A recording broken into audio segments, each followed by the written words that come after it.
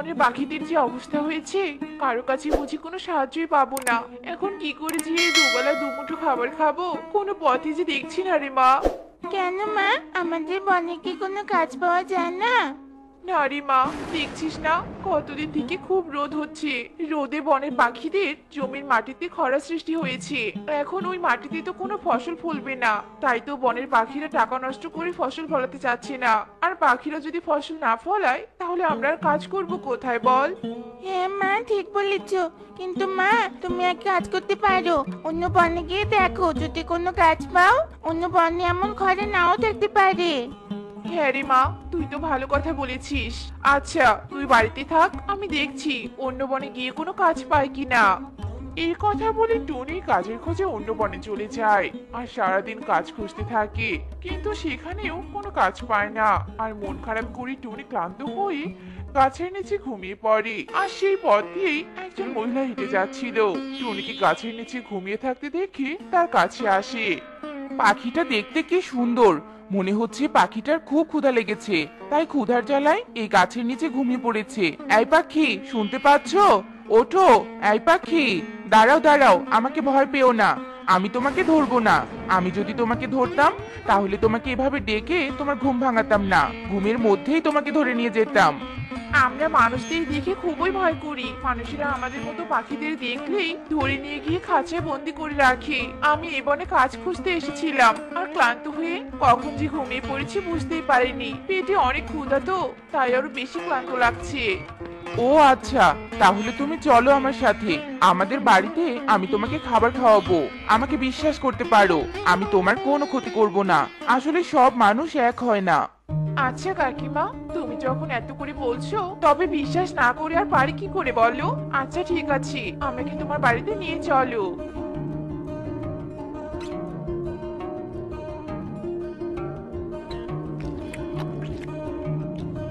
তোমাকে অনেক ধন্যবাদ কাকিমা, তুমি আমার ক্ষুধা মিটিয়ে বড় উপকার করলে। এখন আমার পেট ভরেছে। বাড়িতে আমার মেয়েটা আছে, ওরও তো পেট ভরাতে হবে, তাই বাকি খাবারটুকু মেয়ের জন্য নিয়ে যাই। ঠিক আছে, নিয়ে যাও। আর শোনো, তোমার এখন থেকে কোনো কাজ করতে হবে না, তুমি প্রতিদিন আমার বাড়িতে এসে খাবার খেয়ে যেও। উঠানে খাবার খেলে অন্য মানুষেরা এসে তোমাকে ধরে নিয়ে যেতে পারে, তাই আমার ঘরের চালে তোমাকে প্রতিদিন খাবার দিয়ে রাখবো, আর তুমি এসে খেয়ে যেও, কেমন? আচ্ছা ঠিক আছে কাকিমা। কাকিমা তুমি সত্যি অনেক দয়ালু আর অনেক ভালো মানুষ। এসব বলে টুনি তার মেয়ের জন্য খাবার নিয়ে বাড়িতে চলে যায় আর টুকিকে সব ঘটনা খুলে বলে। সব শুনে টুকি বলে, মা, ওই মানুষটা তাহলে অনেক ভালো। আর তার হাতের রান্নাটাও অনেক মজার হয়েছে। ওই মানুষের বাড়িতে তো আর খাবারের অভাব নেই। আমি একাই খাবার খেয়ে আসবো, আর আমার প্রতিবেশীরা কতই না কষ্টে না খেয়ে দিন কাটাচ্ছে। আমি বরং ওদেরকেও নিয়ে যাব। কবুতর ভাই, কবুতর ভাই, আমার সাথে যাবে? চলো, তোমাকে খাবারের সন্ধান দিব। তুমি আবার খাবারের সন্ধান কোথায় পেলে টুনি?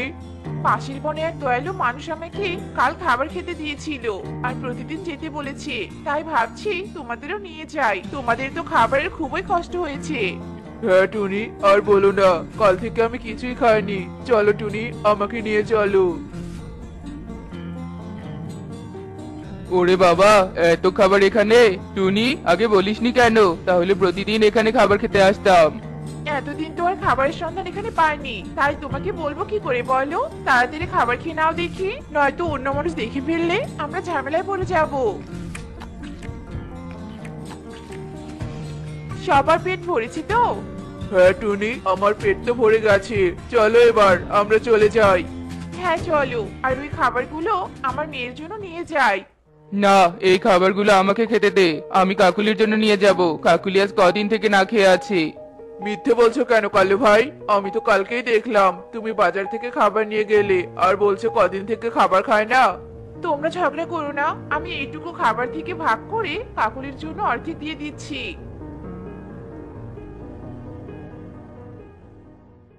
মা টুকি, আজ এইটুকু খাবার খেয়ে নে, কাল তোর জন্য বেশি করে খাবার নিয়ে আসবো। আজ কাকুলি দিদিকে দিয়েছি তো, তাই তোর খাবার কম হয়েছে। ঠিক আছে মা, কাল সত্যি কিন্তু আমার জন্য অনেক খাবার নিয়ে আসবে। কালু, তুমি এইটুকু খাবার আবার কোথায় পেলে? বাহ, খাবারগুলো তো খুব মজার। কালু, আমার তো আরো খেতে ইচ্ছে করছে কালু। ঠিক আছে, তাহলে কাল তোমার জন্য বেশি করে খাবার নিয়ে আসবো।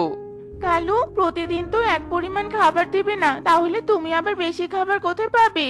আমার মাথায় একটা বুদ্ধি এসেছে, সেই বুদ্ধি অনুযায়ী কাজ করলে আমরা একাই সব খাবার নিয়ে আসতে পারবো। আরে, তুমি তো অনেক ভালো বলেছো। ঠিক আছে, আমরা কাল সেভাবেই কাজ করব। এভাবেই সেই দিন কেটে যায়।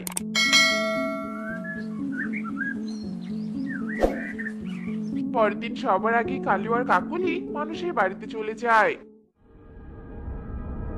এই কালো পাখিরা, তোমরা আজ এসেছো? আর পাখিরা কোথায়? টুনি পাখি আজ আসবে না? আসলে কাকিমা, হয়েছে কি, বাকি পাখিদের শরীর খুব অসুস্থ, তাই ওরা আজকে আমাদের খাবার নিয়ে যেতে বলেছে। আচ্ছা ঠিক আছে, নিয়ে যাও, আর সুস্থ হলে টুনি পাখিকে সাথে নিয়ে এসো। হ্যাঁ হ্যাঁ কাকিমা, অবশ্যই নিয়ে আসবো। তা কাকিমা, ওরা তো মনে হয় 2 দিন আসতে পারবে না, তুমি যদি আরো কিছু খাবার দিতে তাহলে ওদের জন্য খুব ভালো হতো। আচ্ছা ঠিক আছে, দিচ্ছি দিচ্ছি। এরপর মহিলাটি আরো কিছু খাবার কালু আর কাকুলিকে দিয়ে দেয়, আর কালু কাকুলি খাবার নিয়ে খুশি মনে বাড়ির উদ্দেশ্যে রওনা দেয়। আর দূর থেকে তারা টুনি আর কবুতরকে আসতে দেখে। কাকুলি, সর্বনাশ হয়ে যাবে, ওই দেখো টুনি আর কবুতর আসছে। এখন আমাদের কাছে এত খাবার দেখে তো ওরা সব খাবার কেড়ে নিবে। কি করব কাকুলি, তাড়াতাড়ি কোনো বুদ্ধি বের করো। বুদ্ধি একটা পেয়েছি, ওই দেখো একটা শসা বাড়ি দেখা যাচ্ছে। বাড়িটা অনেক পুরনো মনে হচ্ছে, কেউ থাকে না মনে হয়। আমরা বরং ওই বাড়িতে খাবারগুলো নিয়ে লুকিয়ে পড়ি, ওরা যখন চলে যাবে তখন আমরা তাড়াতাড়ি পালিয়ে যাব। এরপর কালু কাকুলি সেই শশা বাড়িতে লুকিয়ে পড়ে, আর টুনিরা চলে আসে মহিলাটির বাড়িতে। আরে টুনি, তোমরা নাকি অসুস্থ, তাই নাকি আজ আসতে পারবে না? এসব কথা তো দুটো কালো কাক বলে গেল, আর ওরা আমার কাছ থেকে তোমাদের জন্য কয়েকদিনের খাবার নিয়ে গেছে। কি বলছো কাকিমা? কালু আর কাকুলি তাহলে মিথ্যে কথা বলে নিয়ে গেছে? কিন্তু আমরা তো এই পথ দিয়ে আসলাম, ওদের তো দেখলাম না, হয়তো আমাদের দিকে ওরা লুকিয়েছে। টুনি, তাহলে ওরা হয়তো অভিশপ্ত শশা বাড়িতে লুকিয়েছে, কিন্তু ওই শশা বাড়িতে কেউ গেলে আর তো ফিরতে পারে না, কারণ ওই বাড়িটা হলো একটা অভিশপ্ত বাড়ি। তাই নাকি? চলো তো কবুতর ভাই, দেখি ওদের কি অবস্থা। এরপর টুনি আর কবুতর সেখানে যায়। টুনি, আমাদের বাঁচা, আমাদের বাঁচা, আমরা যে শশা বাড়ি থেকে বের হতে পারছি না, বাঁচা, বাঁচা আমাদের। এখানে আমাদের কোনো ক্ষমতা নেই তোমাদের বাঁচানোর, কারণ এই বাড়ি হলো অভিশপ্ত বাড়ি।